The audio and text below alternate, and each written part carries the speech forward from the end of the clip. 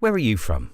I myself am actually from Munich, and I worked for a long time as a librarian until I gave up my career for a vagabond life as a travel writer.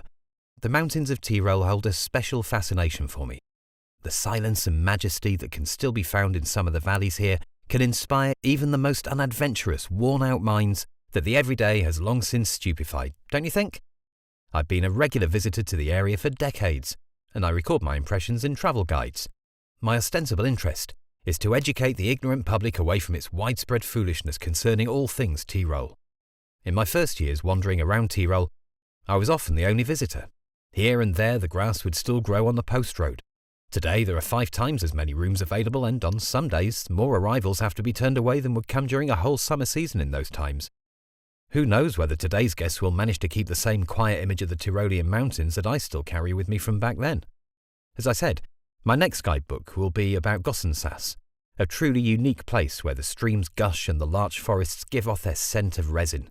But the eye is primarily drawn to the sky-blue crevasses of the ice fields. We can approach to within 8 kilometres of them by train, if you calculate the distance as the crow flies. Nowhere else in Europe does a railway run so close to the eternal ice. Look, there to the west are the mighty undulations and crevasses of the Feuerstein Glacier, as it runs down almost as far as the green slopes.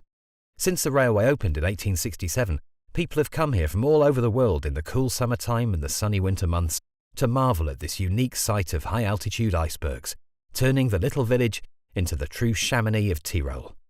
Of course, it also helped that the hotels and inns of Gossensass enjoy the reputation of being the very best in the land, especially those of the Grosvenor family, who run the Wielandhof, Haus Raspentine, Haus Leopoldhof and Bad Gudrunshausen.